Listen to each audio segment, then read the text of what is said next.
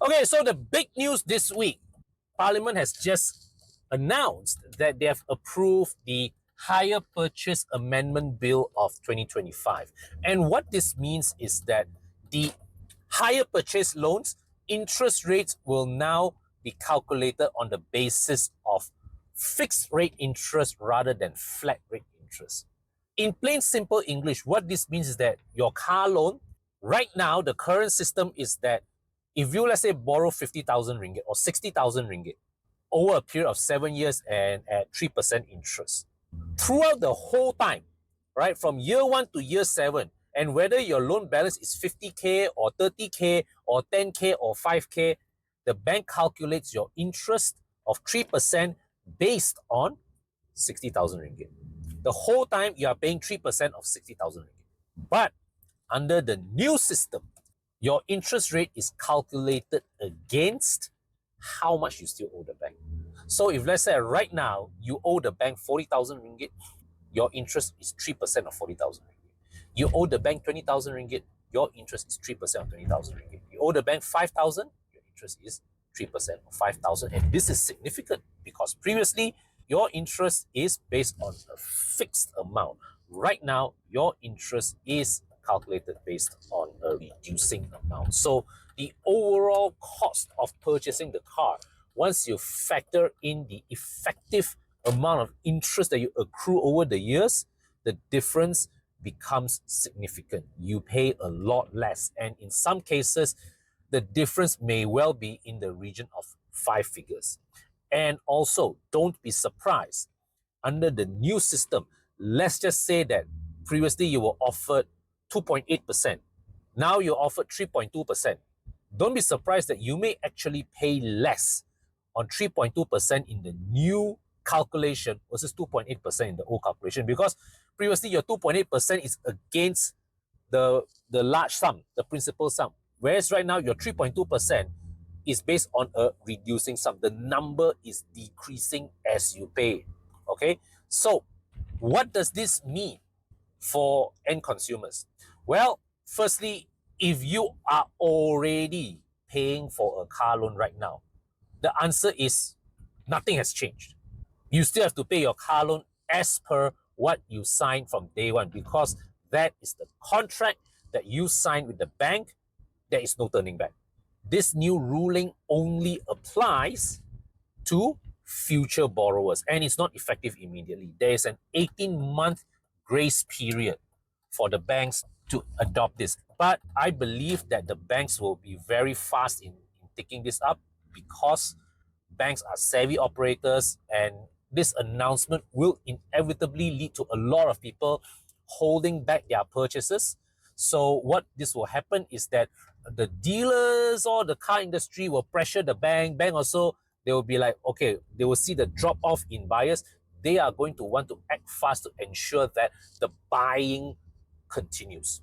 Okay, so rest assured, I believe that very fast we will see the banks come out with the new packages that reflects the new ruling. Okay, now those of you in the process of buying a car, this is where things get a bit interesting. If you have already signed the confirmation that you are accepting this loan, then I believe there's no turning back already. You are locked in.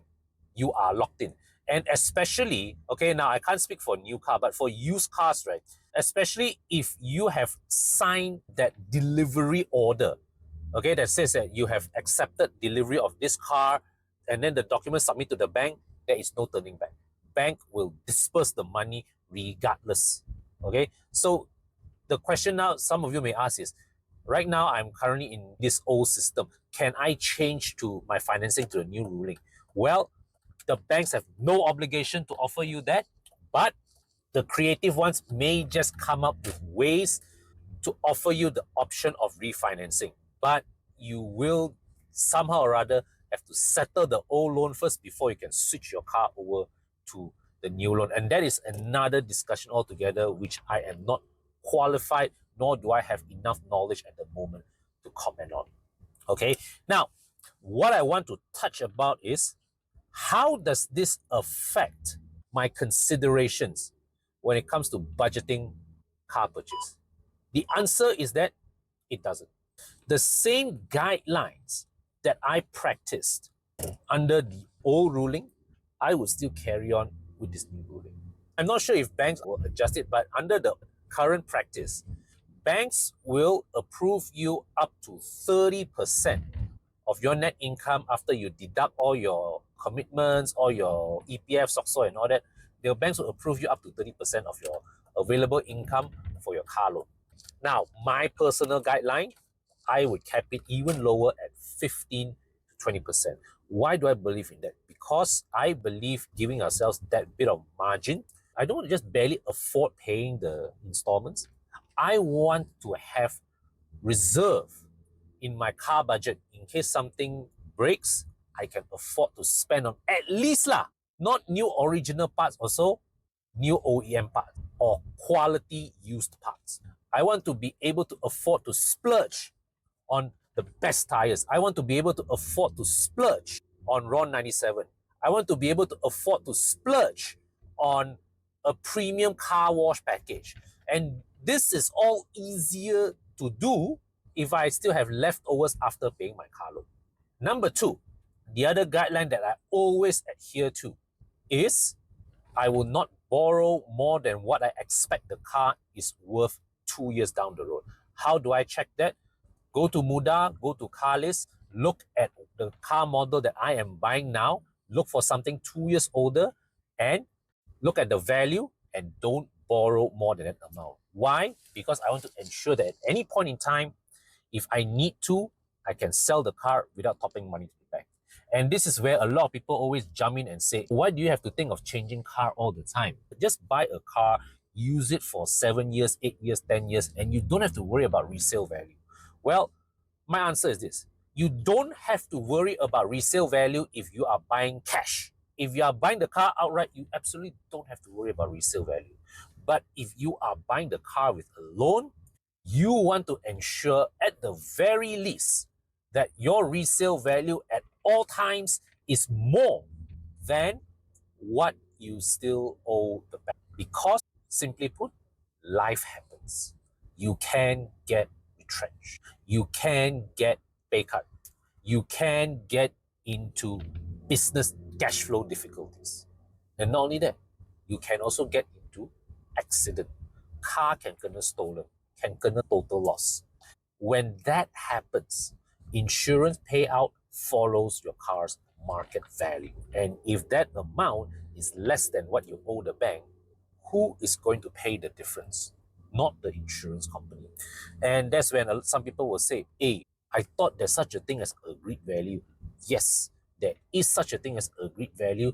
Insurance company will only agree to your agreed value following market value. So if let's say like right now you owe the bank 80K, your car's value at 60K, insurance company will tell you, nah, your agreed value is 60K. That is the max.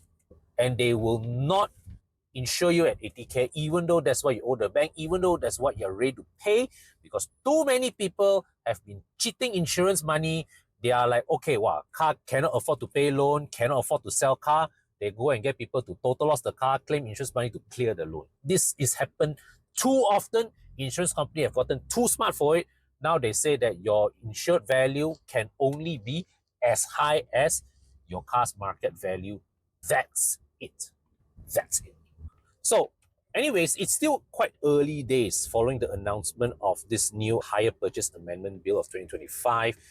I'm sure there's still more things to clarify in the coming weeks and days. Do stay tuned to more announcements from the government and from the banks and all that.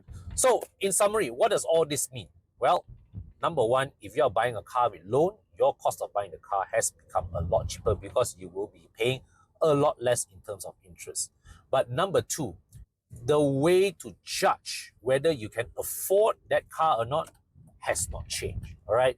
In terms of how you budget the car, monthly repayments, my personal guideline, not more than 15-20% of your income, and also your total loan amount, not more than what the car is projected to be worth 2 years down the road.